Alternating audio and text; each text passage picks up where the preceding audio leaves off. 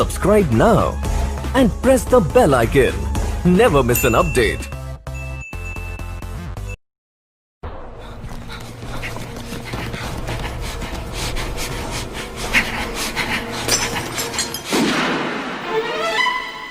Sunday suspense শুধুমাত্র মির্চিলে।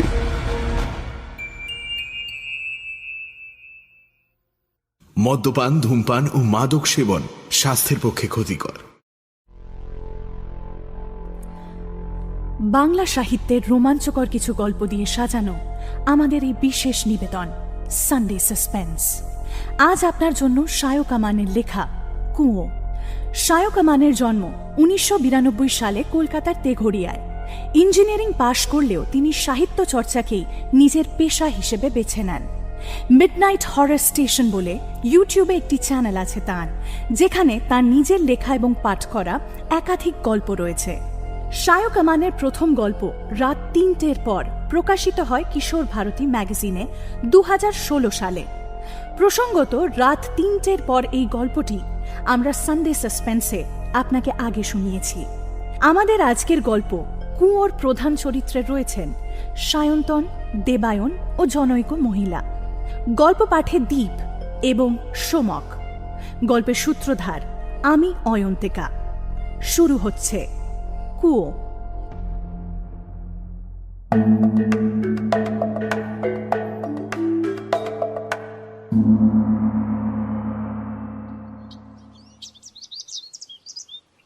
আজ ঘুম থেকে উঠে আবার দেবায়নকে দেখতে পেলাম না। কাল ঘটনাটা ঘটতে খুব একটা আশ্চর্য হয়নি। এই জায়গাটা ওর পরিচিত, ছেলেবেলায় একটা বড় সময় কেটেছে। ভেবেছিলাম সকালে ঘুম থেকে উঠে নস্টালজিয়ার ঠেলাতেই বেরিয়ে পড়েছে স্মৃতি রোমন্থন করতে, কিন্তু আজ সন্দেহটা আগে থেকেই ছিল মনে। আজও কি তবে? বিছানা ছেড়ে উঠে হাত মুখ ধুয়ে নিলাম। ঘরের ভেতরটা এখন জানলা দিয়ে আসা রোদে ভরে আছে। সেই রোদের ভেতর মিহি ধুলো ভিড় করে উড়ছে। লক্ষ্য করেছি গ্রামের দিকে এলে রোদের ভিতরে ধুলোর পরিমাণটা বেড়ে ওঠে। পরশু রাতে আমরা দুজন এই সারং গ্রামে এসে উঠেছি। সারং পুরুলিয়ার একটি প্রত্যন্ত গ্রাম। এমনিতে শহরের শীত আর অফিসে কটা দিনের ছুটি পড়লেই আমরা দুজনে এদিক ওদিক ঘুরতে বেরিয়ে পড়ি। এবছরের মাঝামাঝি দেবায়ন বায়না ধরে যে এবছর শীতে সারাঙে না আসলেই নয়। আমি গাঁই গুঁই করছিলাম, ওর এখানে ছোটবেলায় বছর 5 কেটেছে, ও যায় যাক, কিন্তু আমি এসে কি করব? দেখার মতো তো কিছুই নেই। অকারণেই একটা এঁদো গাঁয়ে 3 দিন কাটিয়ে যাওয়া। দেবায়নের কিন্তু ওই এক গো, কোথাও যদি যাওয়া হয় তাহলে ওই সারাং। শেষমেশ রাজি হয়েছি। চোখ মুখ ধুয়ে দরজা খুলে বেরোতেই উজ্জ্বল রঙের খেলায় চোখ ধাঁধিয়ে গেল। আমাদের গেস্ট হাউসটার সামনে যতদূর দেখা যায় একটা বিস্তীর্ণ জলাভূমি ছাড়া আর কিছুই চোখে পড়ে না। ছোট ছোট জংলি গাছ আর হলদে লতা পাতায় ভরে আছে জায়গাটা। গেস্ট হাউস থেকে একটু এগিয়ে গেলেই মাটি নরম হতে শুরু করে। বোঝা যায় কয়েক পা দূর থেকেই জলের রেখা শুরু হতে চলেছে। এখন এই অদৃশ্য জলরাশির ওপর সাদা আর খয়েরি রঙের পরিযায়ী পাখিরা ভিড় করে আছে। মজার কথা হলো, এদের মধ্যে কোনো পাখি ডাকতে পারে না, ফলে এতগুলো জীবিত প্রাণীর উপস্থিতি সত্ত্বেও ভারী নিস্তব্ধ হয়ে আছে জায়গাটা। খানিকটা হেঁটে গেস্ট হাউসের পেছনে আসতেই মাঠটা দেখতে পেলাম। তার সঙ্গে একটু চোখ ঘোরাতেই কুয়োটা। সঙ্গে সঙ্গে চোখ আটকে গেল আমার। কুয়োটার ঠিক পাশেই সাদা রঙের কি যেন পড়ে আছে। ভালো করে দেখতে না পেলেও মনে সন্দেহের রেশ রইল না। এই নিয়ে পরপর 2 দিন। ভারী আশ্চর্য ব্যাপার তো। কুয়োটা যেখানে মাটিতে এসে মিশেছে ঠিক সেইখানে মাথা গুঁজে পড়ে আছে দেবায়ন। আমি মৃদু ঠেলা দিলাম তাকে। কিরে? সে একটু নড়ে উঠল, মুখ দিয়ে শব্দও করল, কিন্তু চোখ খুলল না। কি হয়েছে বলতো তোর? আরো 2-3 ডাকাডাকির পর চোখ খুলে গেল। 2-1 সেকেন্ড চারপাশটা দেখে নিয়ে ধরফর করে উঠে বসল সে।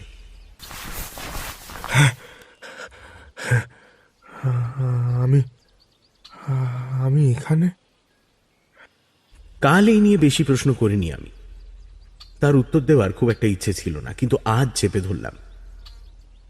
এই রাতে কি হয় বলতো তোর? এখানে চলে আসিস কেন? ধাতস্থ হতে একটু সময় নিল দেবায়ন। উত্তর না পেয়ে জিজ্ঞেস করলাম, কাল রাতের কথা কিছু মনে আছে?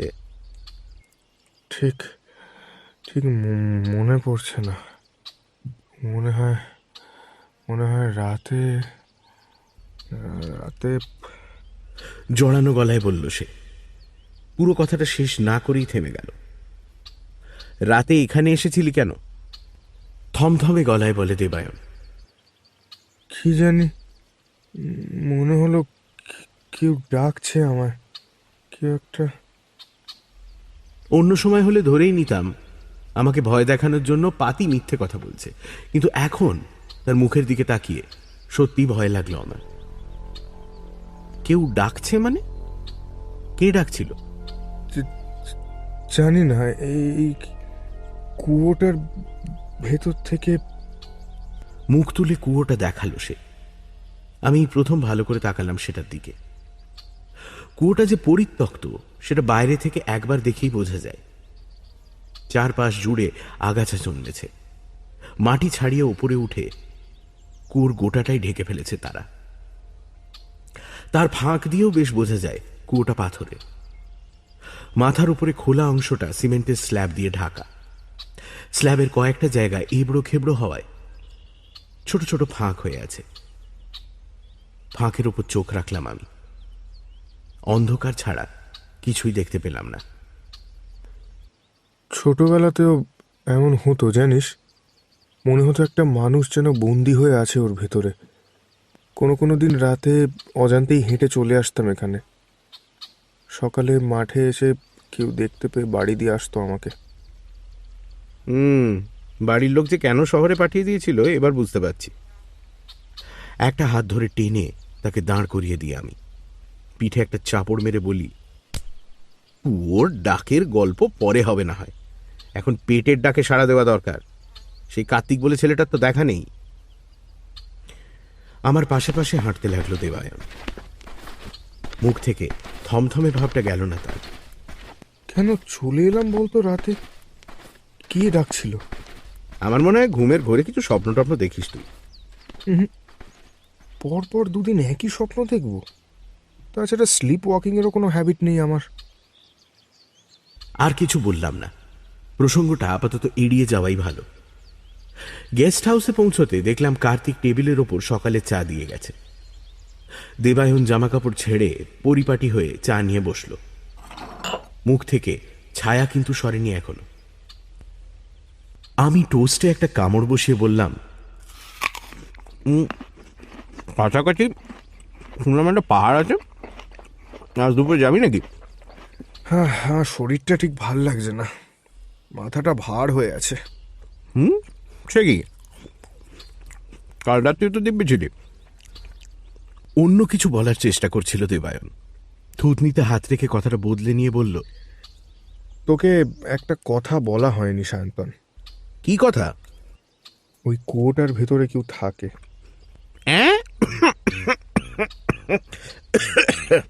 তোর কি মাথাটা একেবারে গেছে? এক বর্ণ মিথ্যে বলছি না। একটা বাচ্চা, আমার মতোই বয়স ছিল তার। আমি ওর গলার আওয়াজ শুনেছি। টেবিলে চাপড় মারি আমি। আরে কোনো রাস্তার পাগলকেও এসব প্রলাপ বকতে শুনিনি আমি। কুয়োটা এত বছর ধরে অ্যাবান্ডন, ওর ভেতরে সাপ খোপ আছে কিনা সন্দেহ, আর তুই বলছিস কিনা বাচ্চা।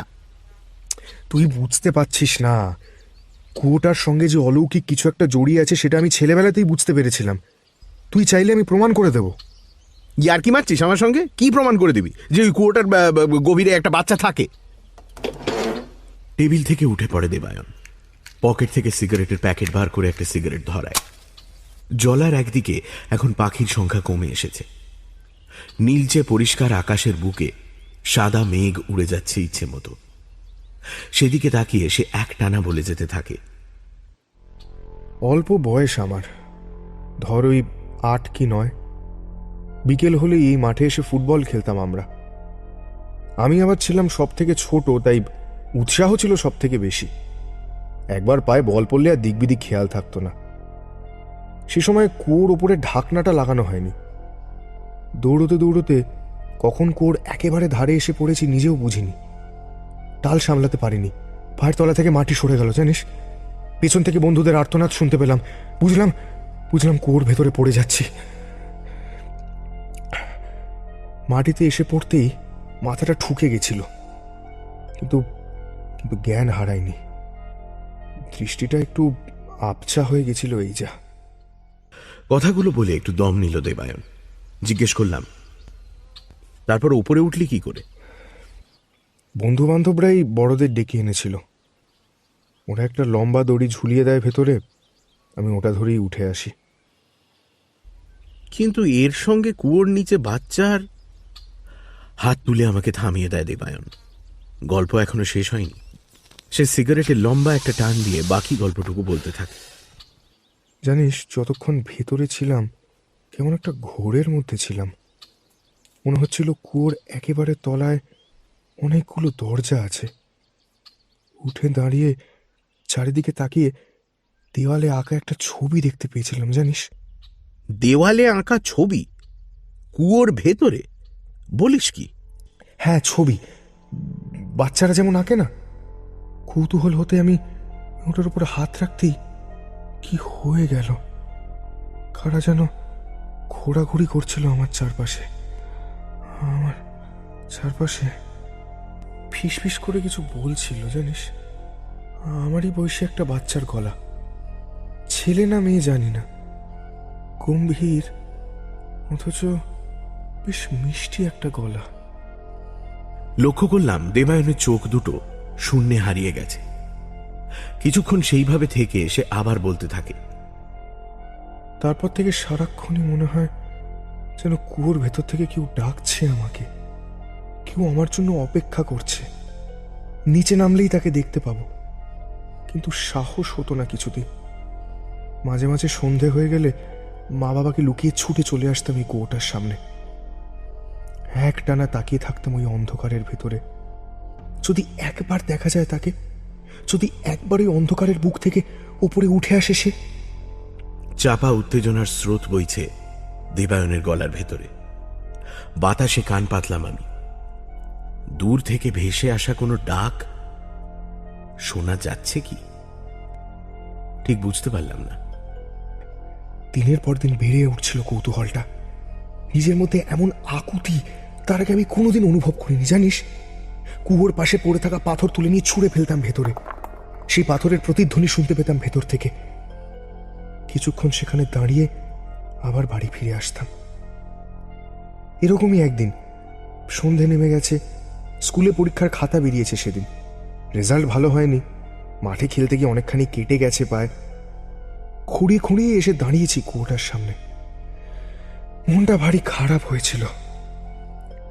এক দৃষ্টে কুয়োটার অন্ধকারের মধ্যে তাকিয়ে আছি। চোখ থেকে কয়েক ফোঁটা জল গড়িয়ে পড়ল নিচের অন্ধকারে। এমন সময় মনে হলো কে যেন সরে গেল নিচ থেকে। হ্যাঁ রে, কেউ একটা নিচ থেকে সরে গেল। এতটুকু মিথ্যে বলছি না আমি ভাই। খচখচ করে একটা আওয়াজ হচ্ছিল। মনে হলো কুয়োর দেওয়াল বেশ উপরে উঠে আসতে চাইছে আমার কাছে। তারপর থেকেই ভয় ধরে গেছিল ভেতরে। আর যাইনি কোনোদিন যাইনি। আমার দিকে এগিয়ে এসে কাঁধে একটা হাত রাখল সে। তুই আমার একটা কথাও বিশ্বাস করছিস না, তাই না? আমি উঠে দাঁড়িয়ে বললাম, তুই এই কুয়োটার জন্যই এতদিন পরে সারাঙে এসেছিস না? ওপর নিচে মাথা নাড়ি দেবায়ন। আমি একটু সময় নিয়ে বললাম, বেশ, গল্প একটা আছে, তা সত্যি মিথ্যেও যাচাই করা যাবে। কিভাবে? কার্তিককে বললে একটা বড় দড়ি জোগাড় করে দিতে পারবে না? পারবে হয়তো, কিন্তু দড়ি দিয়ে কি হবে? আমি দেবায়নের সামনে গিয়ে দাঁড়ালাম। একবার ভেতরে নেমে দেখাই যাক না কি আছে। এতক্ষণের উদ্বেগটা কেটে যায় দেবায়নের মুখ থেকে। তার বদলে কয়েকটা ভয়ের রেখা খেলে যায়। মানে বলছিস আমরা ওর ভেতরে নেমে দেখব? যদি কিছু গোলমাল হয়? হ্যাঁ, গোলমাল কিসের? যদি তেমন কিছু না থাকে তাহলে আবার উঠে আসব। অবশ্য সাপখোপ বা পোকামাকড়ের রিস্কটুকু নিতেই হবে। দেবায়ন নিমরাজি হয় বটে, কিন্তু মুখ দেখে বোঝা যায় এক রাশ অজানা দুশ্চিন্তা ঘিরে রেখেছে তাকে। থেমে থেমে হিসেব করে কথাবার্তা বলছে। দুপুর থেকে শরীরটাও খারাপ হতে থাকে ওর। জ্বর নেই বটে, কিন্তু হাত পা প্রচন্ড দুর্বল। খাওয়া দাওয়াও করেনি। কার্তিককে বলা ছিল বিকেলের আগেই একটা মিটার 10 লম্বা দড়ি রেখে গেছে ঘরের এক কোণে। একটু অবাক হয়েছে ছেলেটা। মুশকিল হলো দেবায়নকে নিয়ে। বিছানা থেকে নামার ক্ষমতা নেই। এদিকে জেদ আছে 16 আনা। যেভাবেই হোক আজ কুয়োর ভেতরে নামতেই হবে তাকে। ব্যাপারটা বিপজ্জনক। এই অবস্থায় যদি দড়ি ধরে কোনো রকমে নামতেও পারে, উঠে আসার সময় হাতে জোর না পেলে একটা কাণ্ড হবে। অনেক বোঝানোর পর শেষে ঠিক হলো যে সে ঘরেই থাকবে। আমি নেমে দেখে আসবো কুয়োর ভেতরটা। সঙ্গে মোবাইল থাকবে, তাতে করে কিছু ছবি তুলে নিয়ে আসবো ওর জন্য। গ্রামের দিকে লোকজন সন্ধে হলেই ঘরে ঢুকে পড়ে। তারপর থেকেই রাস্তাঘাট ফাঁকা হয়ে যায়। গেস্ট হাউস থেকে বেরিয়ে যখন মাঠের ওপর পৌঁছলাম, তখন মিহি শীতের কুয়াশা নেমেছে। পায়ের নিচে ঘাসগুলো শিশিরে ভিজে গেছে। হাতে বড়সড় দড়িটা ঝুলিয়ে হাঁটতে লাগলাম। দূরে মাঠ আর ঘরবাড়ি পেরিয়ে দিগন্ত রেখার কাছে দৈত্যের মতো জেগে থাকা কিছু গাছ চোখে পড়ছে। অনেকক্ষণ তাকিয়ে থাকলে মনে হয় যেন বিশেষ একটা ইঙ্গিতে মাথা দোলাচ্ছে তারা। সেদিক থেকে চোখ সরিয়ে নিয়ে কুয়োটার সামনে গিয়ে দাঁড়ালাম আমি। দড়িটা মাটিতে বিছিয়ে রেখে দুটো হাত দিয়ে বেশ কিছুক্ষণ ঠেলাঠেলি করে সরিয়ে ফেললাম সিমেন্টের স্ল্যাবটা।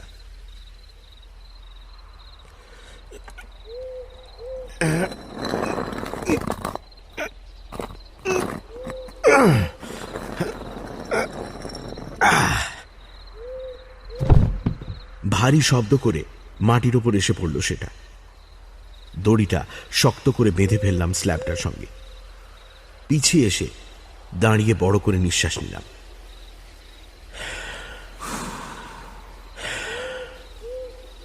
বুকের ভেতরটা কেন জানি না শুকিয়ে যাচ্ছে।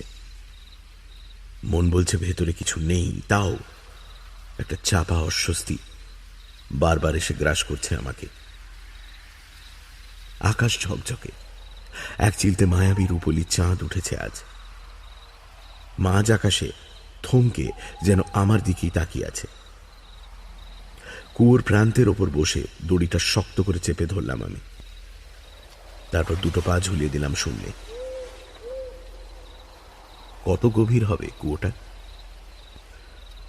দেবায়নের আন্দাজে মিটার 15 বেশি নয়। একটু একটু করে নিচে নামতে লাগলাম।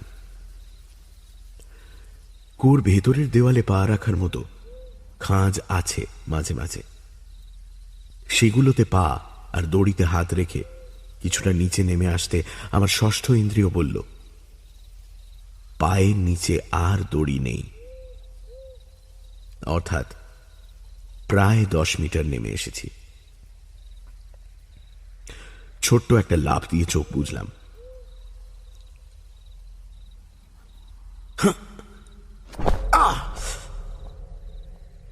পায়ে সজোরে একটা ধাক্কা লাগতে বুঝলাম নিচে এসে পড়েছি। মাটির ওপরের আওয়াজ কমে এসেছে এখানে। পোকামাকড়ের শব্দ শোনা যাচ্ছে না। কোমরে জড়ানো ব্যাগটা থেকে টর্চটা বার করে জ্বালালাম। কুয়োর ভেতর দিকের দেওয়ালটা মাকড়সার ঝুলে ঢাকা। এগিয়ে গিয়ে দুহাতে ঝুলগুলো সরাতেই দেওয়ালের একটা অংশে চোখ আটকে গেল। হ্যাঁ, সত্যি লালচে রঙের শুকনো কালির রেখায় একটা মানুষের ছবি আঁকা আছে সেখানে। ঠিক যেন একটা বছর 10-এর বাচ্চা কাঁপা কাঁপা হাতে ছবি আঁকার চেষ্টা করেছে দেওয়ালে। টর্চটা বাঁ হাতে ধরে ডান হাত দিয়ে সেটার মাথার কাছটা স্পর্শ করতেই মাথাটা দুলে উঠল আমার। যেন মিষ্টি গন্ধের পারফিউমের বোতল হঠাৎ খুলেছে কেউ। ওপরে তাকাতে মনে হলো গোটা আকাশটা যেন কুয়োর খোলা মুখের উপরেই নেমে এসেছে। বিদ্যুৎ প্রবাহের মতো একটা তরঙ্গ খেলে গেল আমার শরীরে। কুয়োর গোল দেওয়ালটা যেন চতুর্দিকে প্রসারিত হয়ে যাচ্ছে। মাটির তলায় লুকোনো একটা বিরাট হল ঘরের ভেতরে এসে দাঁড়িয়েছি। বুকের রক্ত ঠান্ডা হয়ে গেছিল। নিজের চোখে যা দেখছি নিজেরই বিশ্বাস হচ্ছে না। কোথা থেকে আবছা হলদে আলো ভেসে এসে ভরিয়ে তুলেছে আমার চারিদিক। খেয়াল করলাম আমার চারপাশের দেওয়াল জুড়ে সারি সারি ছবি খোদাই করা, যেন কুয়োর ভেতর থেকে এসে দাঁড়িয়েছি কোনো আদিম গুহায়। কলকল করে বয়ে যাওয়া জলের শব্দ, কান পাতলে শোনা যায় তার মধ্যে মিশে আছে মানুষের গলার আওয়াজ। পৃথিবীর অতল গহ্বরে নিমজ্জিত কোনো খাদের ভেতর থেকে একযোগে আর্তনাদ করে চলেছে বহু মানুষ। হতভম্বের মতো এগিয়ে গিয়ে দেখতে লাগলাম সেই গুহা চিত্রের সার। এ কোথায় এসে পড়েছি আমি? সত্যিই কি একসময় মানুষ থাকতো এখানে? যারা থাকতো তারাই বা গেল কোথায়? হঠাৎ মনে হলো দেওয়ালে আঁকা ছবিগুলো নিছক আঁকি বুঁকি নয়, নির্দিষ্ট একটা প্যাটার্ন আছে তার থেকেও বড় কথা, একটা বিশেষ মানুষের ছবি যেন বারবার ফিরে এসেছে। দেওয়াল জুড়ে ছবির মাধ্যমে একটা গল্প ফুটিয়ে তুলতে চেয়েছেন শিল্পী। পরপর প্যানেলগুলোর ওপরে চোখ বুলিয়ে গল্পটা বোঝার চেষ্টা করলাম আমি। অনেকগুলো মানুষ এক জায়গায় জড়ো হয়েছে, তাদের ঠিক মাঝ বরাবর একটা বড় সড় গর্ত। সেই বিরাট গর্তটার দিকে তাকিয়ে আছে তারা। তারপরের ছবিটায় পেছন থেকে মেয়েলি গলার শব্দ ভেসে আসতে আমি চমকে পেছনে ফিরলাম। হাত থেকে ছিটকে পড়ল টর্চটা। একটা নরম হাতের স্পর্শ আমার কাঁধ ছুঁয়ে গেল। কে কে এখানে? মিহি ব্যঙ্গের হাসি শোনা গেল। নিজেই এসেছো আমার কাছে, আবার জিজ্ঞেস করছো আমি কে? এখানে কোনো মানুষ থাকতে পারে না। কে তুমি? আমি তো বলিনি আমি মানুষ। তবে তবে তুমি কে? গলা শুনে মনে মনে কিছু একটা ভেবে নাও। যা ভাববে আমি তাই। গলাটা ঠিক কোথা থেকে আসছে বোঝা যাচ্ছে না। মিষ্টি একটা গন্ধ ভেসে ছড়িয়ে পড়ছে বাতাসে, আমাকে আচ্ছন্ন করে ফেলছে গন্ধটা। এই কি তবে কুয়োর ভেতরে থাকে? আজ এতদিনে তার বয়সও বেড়ে গেছে। হায় ভগবান, এও কি সম্ভব? কবে থেকে এখানে আছো তুমি? কয়েক লক্ষ বছর, কয়েক কোটিও হতে পারে। সময়ের হিসেবটা না আমি আর বুঝতে পারি না। মেয়েটার গলা প্রতিধ্বনিত হচ্ছে গোটা হল জুড়ে। আমি পিছিয়ে এসে দেওয়ালে পিঠ রেখে দাঁড়ালাম।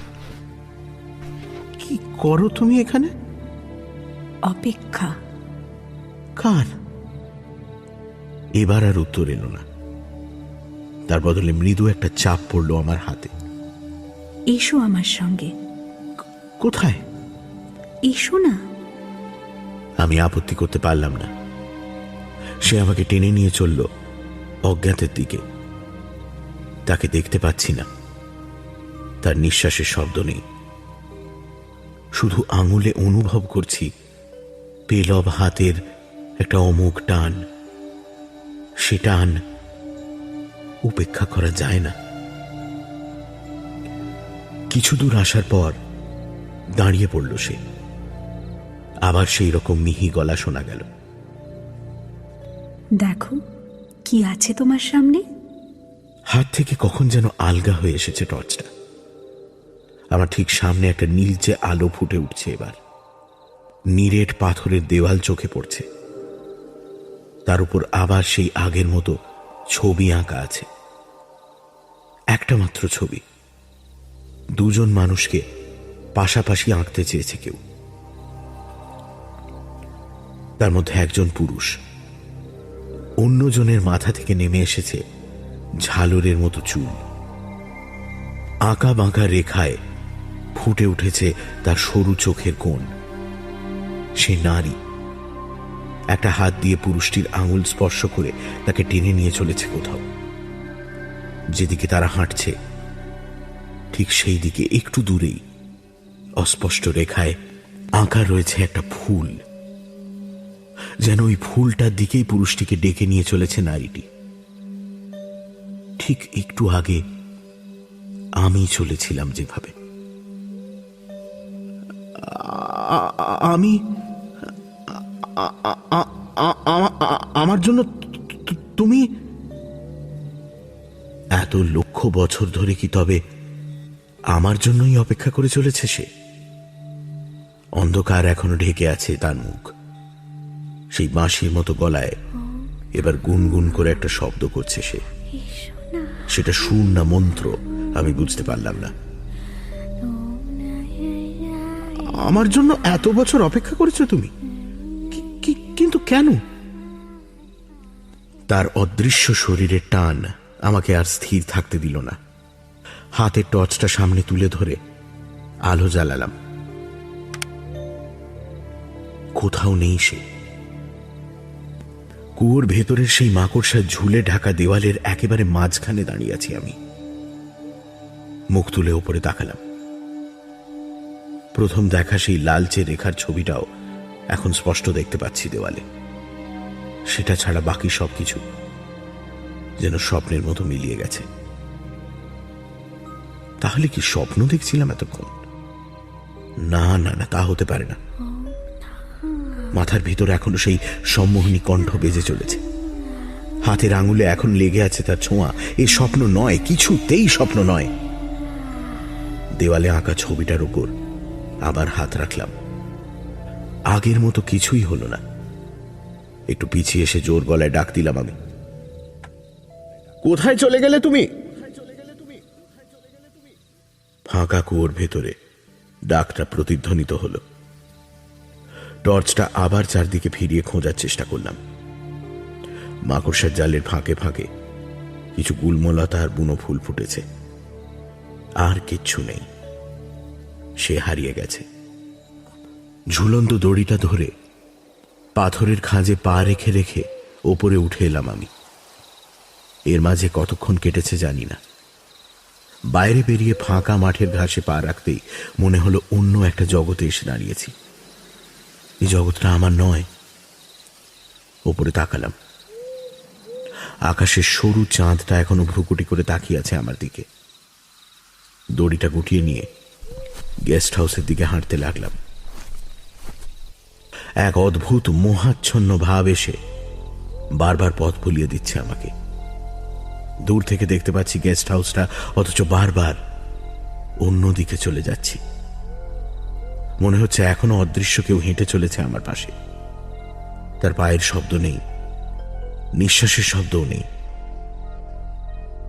তবু সে আছে।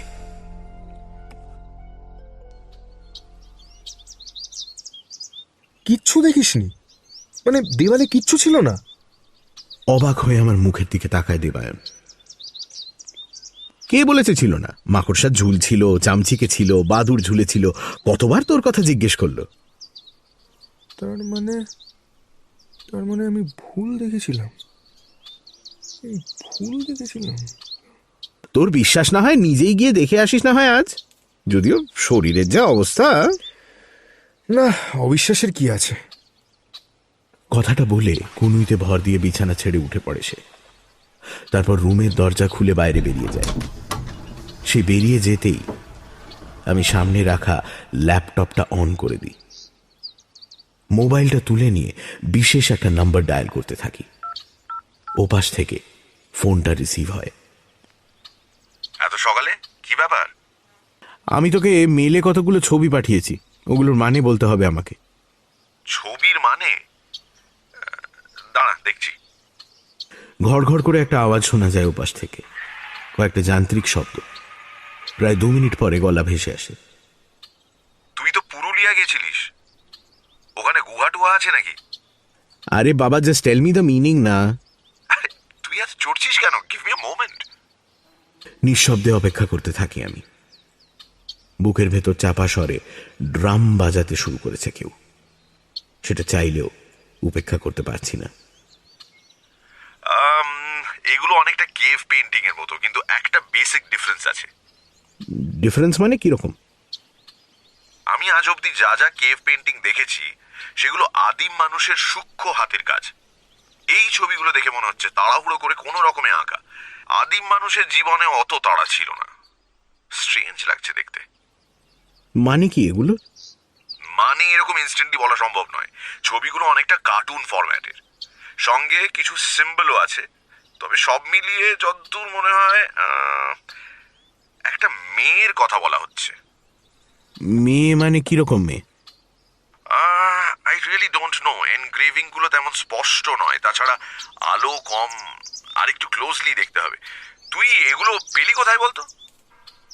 ফোনটা রেখে দিতে যাচ্ছিলাম আমি, ওপাশ থেকে আবার গলা শোনা গেল। আচ্ছা শোন, দ্যার ইজ সামথিং এলস। কি? যদি খুব ভুল না দেখে থাকি তবে এখানে একটা র্যাটল স্নেক আঁকা আছে 3 নম্বর ছবিটার কোণের দিকে। Rattle snake? ছবিটা খুঁজে নিয়ে আমিও অবাক হয়ে যাই।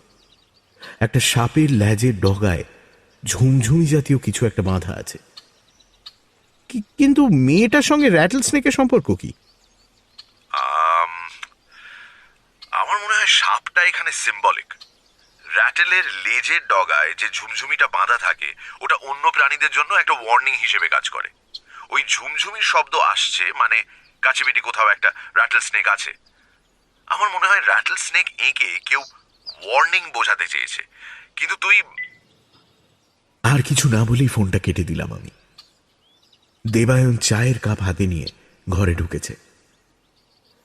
আমার কাপটা সামনে রেখে সে বলল, শোন না, শরীরটা কালকের তুলনায় একটু চাঙ্গা লাগছে বুঝলি। কাল পাহাড়ে যাবি বলছিলি না? আজ দুপুরের দিকে বেরোবো না হয়। না রে, তুই যাস, আমার একটু কাজ আছে। কাজ?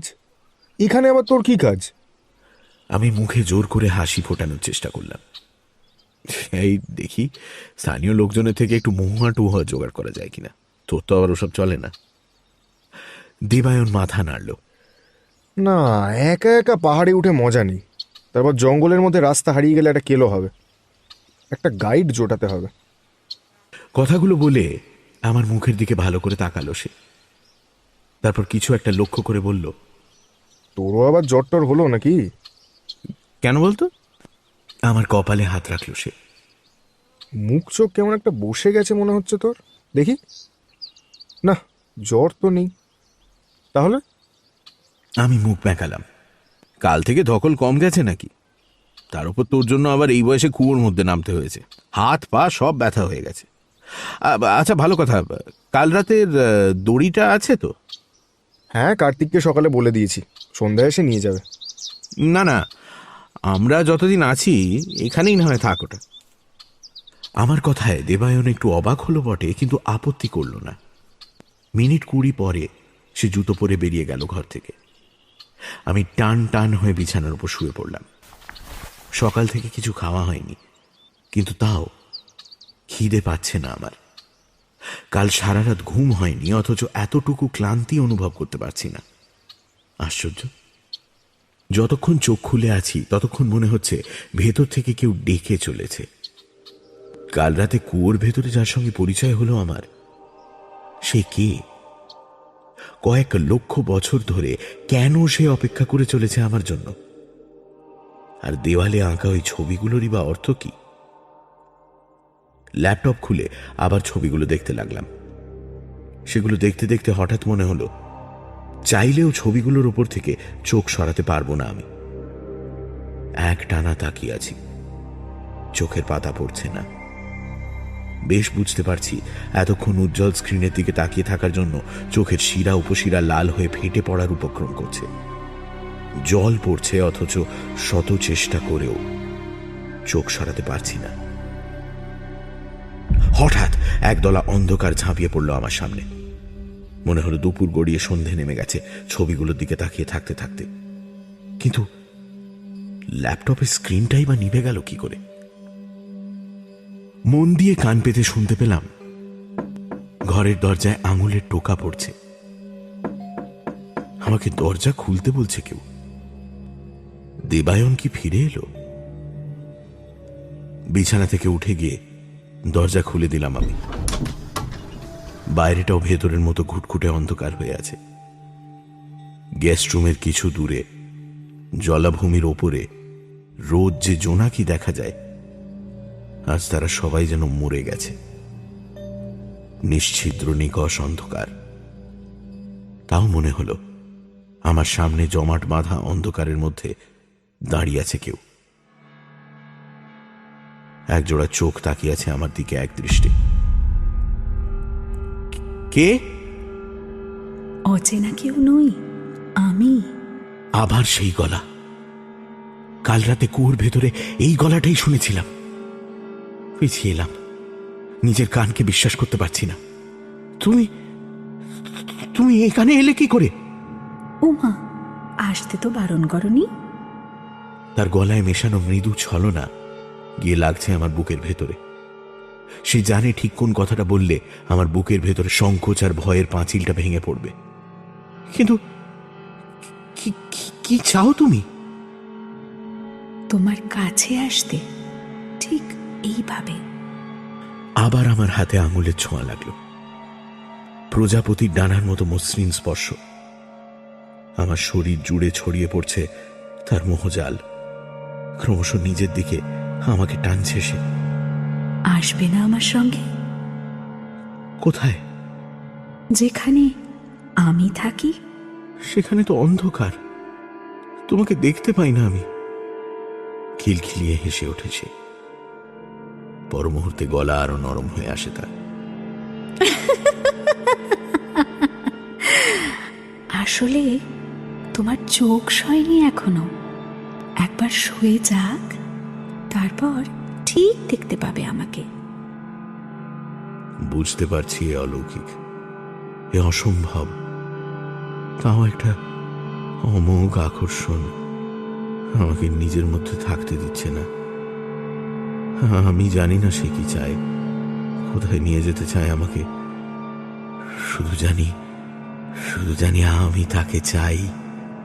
সে যেখানে নিয়ে যাবে আমি সেখানেই যেতে রাজি। নিয়ে চলো আমাকে নিয়ে চলো। হাতের উপর আর নিয়ন্ত্রণ নেই আমার। সে আবার হেসে উঠছে আগের মতো। আবার গোটা ঘর ভরে গেছে সেই মিষ্টি গন্ধে। আমি দুহাতে শক্ত করে ধরে আছি তার দুটো কোমল হাত। মনে হলো আরো 5টা আঙুল এসে পড়েছে আমার কপালে। পিঠে আঙুলের ছোঁয়া পাচ্ছি, বুকের উপর একটা হাত, পায়ে, গলায়। কি করে সম্ভব? একটা তীব্র আর্তনাদ বেরিয়ে এলো আমার গলা থেকে। ধরফর করে উঠে বসলাম বিছানায়।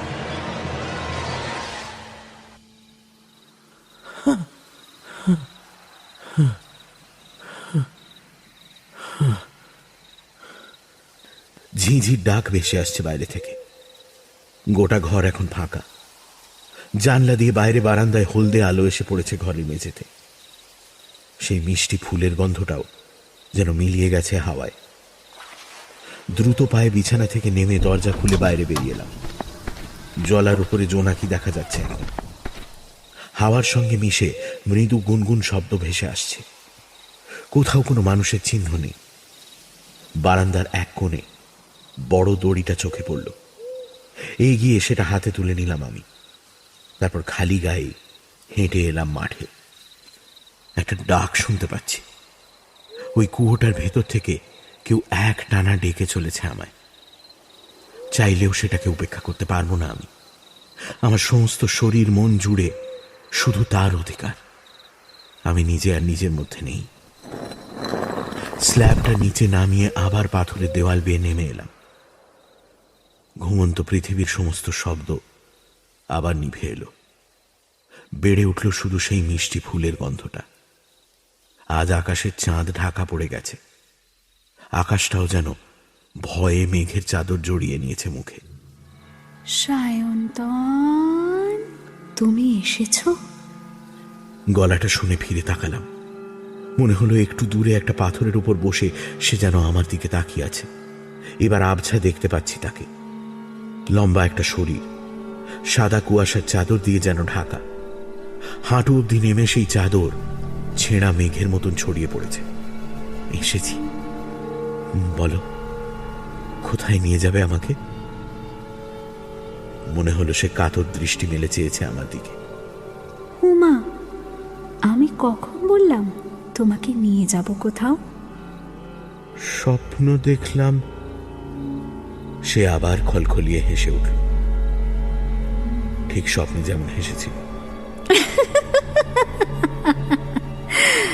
আমাকে স্বপ্নে দেখেছো বুঝি? আমি উত্তর না দিয়ে ঠায় দাঁড়িয়ে রইলাম। একটা আলো হাতে ছুটে গিয়ে তার মুখটা দেখতে ইচ্ছে করছে, কিন্তু জানি তাকে আমি ততটাই দেখতে পাবো যতটা সে নিজে দেখাতে চায়। আমি কোথাও নিয়ে যেতে চাই না তোমাকে, তোমাকে ফিরিয়েই দেব আমি। শুধু আসার সময় আমার প্যান্টের পকেটে থেকে গেছিল ফোনটা। এখন মনে হলো বেজে উঠছে সেটা। কান দিলাম না। শুধু একটা জিনিস দিতে চাই তোমাকে। শুধু তোমার জন্যে এত বছর ধরে আগলে রেখেছি। ফোনটা কেটে গিয়ে আবার বাজছে। আমি সামনে তাকিয়ে দেখলাম সেই কুয়াশার চাদর ছিঁড়ে একটা হাত এগিয়ে এসেছে আমার সামনে। হাতের আঙুলে ধরা একটা ফুল, অনেকটা রজনীগন্ধার মতো দেখতে ফুলটা। সেটা আমার দিকে এগিয়ে ধরেছে সে। নেবে না? ফোনটা বেজে চলেছে। রাগে সমস্ত শরীর কেঁপে উঠল আমার। পকেট থেকে বার করে রিসিভ করলাম ফোনটা। ওপাশ থেকে দুপুরের গলাটা শোনা গেল। কোথায় আছিস তুই? একটা কাজে আছি, কল মি লেটার। না শোন। কি হলো, নেবে না? আমি ফোনটা রেখে দিতে গিয়েও রাখলাম না। সজোরে ছুঁড়ে ফেলে দিলাম মাটিতে। কলটা কাটিনি। ওপাশ থেকে এখনো গলা ভেসে আসছে। আজ গোটা দুপুর ধরে ছবিগুলোর মানে খুঁজে বের করেছি আমি। ছবিতে কোনো মেয়ের কথা বলা হয়নি। আমি তার হাতের কাছে এগিয়ে গিয়ে নিয়ে নিলাম ফুলটা। একটা তীক্ষ্ণ যন্ত্রণা ছড়িয়ে পড়লো আমার সমস্ত হাতে, যেন বিষাক্ত কাঁটা এসে ঢুকেছে হাতের তালুতে। বলা হয়েছে একটা ফুলের কথা, পৃথিবী থেকে লক্ষ বছর আগে হারিয়ে যাওয়া ফুল, যার একটা স্পেশাল অ্যাবিলিটি আছে। Hello, are you listening? এবার স্পষ্ট দেখতে পাচ্ছি তার মুখ। কি অপূর্ব সুন্দর চোখ দুটো তার। বুকের ভেতর অবধি গিয়ে আছড়ে পড়েছে সেই চাহনি। ফুলের মিষ্টি গন্ধ হয় পোকামাকড়কে আকর্ষণ করার জন্য। পোকামাকড়ের পায়ে লেগে যাওয়া রেণু দিয়ে বংশ বিস্তার করে ফুল। কিন্তু এখানে যে ফুলের কথা বলা হয়েছে সেটা টোপ হিসেবে ব্যবহার করে একটি মেয়েকে। মিষ্টি গন্ধর মতোই মেয়েটিকে কাজে লাগিয়ে শিকারকে কাছে টেনে আনে। তারপর তার শরীরের ভেতরেই বুনে দেয় তার পরবর্তী প্রজন্মের বীজ। মনের দখল নেয় একটু একটু করে। শিকারের মৃত্যু হলে তার শরীর মাটিতে মিশে গেলে সেখান থেকে আবার জন্ম নেয় নতুন ফুল। আর এভাবেই বংশ বিস্তার করে এরা। এতক্ষণে পাথরের মতো নিশ্চল হয়ে গেছে সে, ঠিক যেন মোমের একটা মূর্তি। মনে হলো আমার হাত দিয়ে মিহি রক্তের ধারা নামছে। দুটো হাত এনে রাখলাম তার গালে। যতক্ষণ এর গন্ধ তোর নাকে আসবে তুই অন্য একটা জগতে চলে যাবি। মনে হবে একটা গুহার ভেতরে দাঁড়িয়ে আছিস তুই। যে ছবিগুলো আমাকে পাঠিয়েছিস সেগুলো এর আগের শিকাররাই গুহার দেয়ালে এঁকে এই ফুল সম্পর্কে সতর্ক করতে চেয়েছিল আমাদের। ঠিক কি কারণে এই ফুল পৃথিবী থেকে নিশ্চিহ্ন হয়ে যায় তা আর জানা যায় না। তুই ছবিগুলো তুলতে পেরেছিস মানে you are in danger. Hello, are you there? Hello Sayantan, আমার দুহাতের মাঝখান থেকে মিলিয়ে আসছে সে, ঠিক ভোরের কুয়াশার মতো। মন বলছে আর কোনোদিন দেখা হবে না এই মেয়েটির সঙ্গে, চিরকালের মতো। আমার সামনে থেকে হারিয়ে যাচ্ছে সে।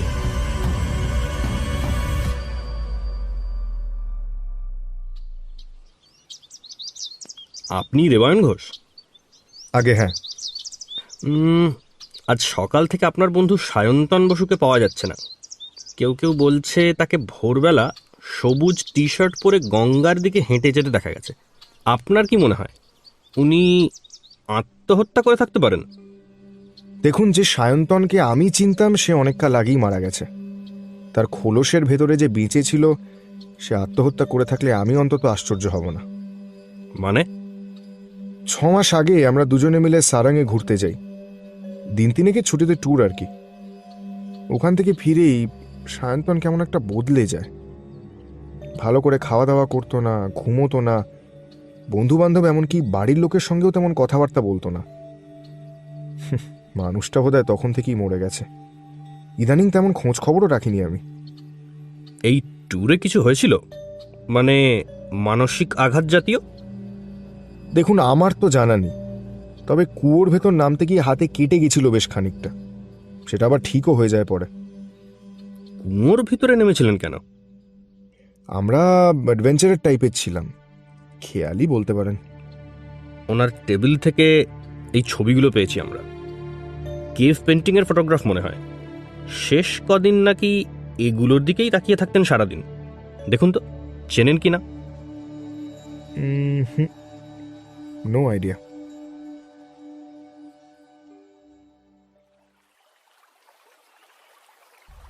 গঙ্গার ঘাট এখন ফাঁকা। দুপুরের রোদ ঝলমল করছে ঘোলাটে জলের উপরে। হাতের রুমালটা দিয়ে মুখটা মুছল দিয়া, তারপর পকেট থেকে স্মার্টফোনটা বের করে ফ্রন্ট ক্যামেরা অন করল। গঙ্গার জলটা পেছনে রেখে একটা সেলফি। পছন্দ হলো না। ঘাটের ঠিক নিচেই নদী থেকে ভেসে আসা মাটি স্তূপ করে রাখা, ব্যাকগ্রাউন্ডটা নষ্ট করছে সেটা। ঘুরে দাঁড়িয়ে অন্য অ্যাঙ্গেল থেকে ছবিটা তুলতে যাচ্ছিল দিয়া, এমন সময় চোখে পড়ল ওই জমা করে রাখা মাটির ভেতরে কিছু একটা গেঁথে আছে।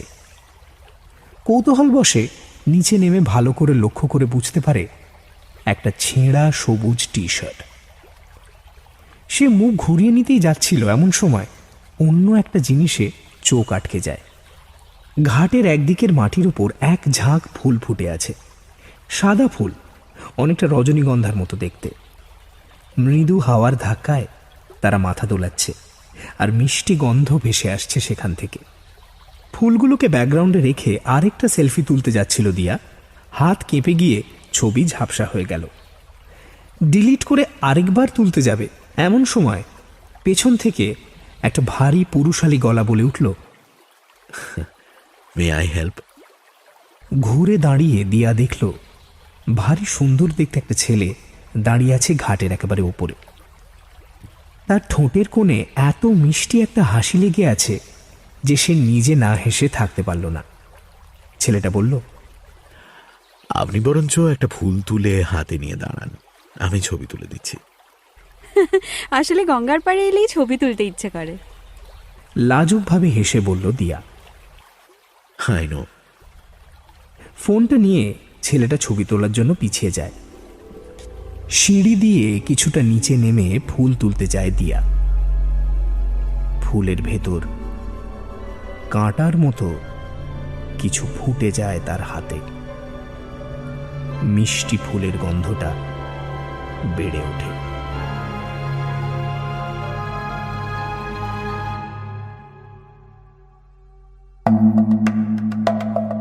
শুনছিলেন কুয়ো, রচনা শায়ক আমান, গল্প পাঠে এবং সায়ন্তনের ভূমিকায় দীপ, আংশিক গল্প পাঠে সোমক, দেবায়নের চরিত্রে অগ্নি, মহিলা কণ্ঠস্বর শ্রী, টেলিফোনের কণ্ঠস্বর মীর, জনৈক প্রশ্নকর্তার ভূমিকায় অমর্ত্য, দিয়ার চরিত্রে গোধূলি। গল্পের সূত্রধার আমি অয়ন্তিকা। সমবেত কণ্ঠে সঞ্জয়, সায়ক, রিভু, আলতামাস, মোহর, রায় এবং আমি অয়ন্তিকা। ধ্বনি পরিকল্পনা ও আবহ সঙ্গীত ক্রসটেকের তরফে সৌম্য এবং শুভ। শব্দগ্রহণ ও পরিচালনায় অগ্নি। Poster design team asterisk. শেষ হল শায়ক আমানের লেখা কুয়ো। আগামী সপ্তাহে আরও একটি রোমাঞ্চকর গল্প নিয়ে হাজির হবে সানডে সাসপেন্স।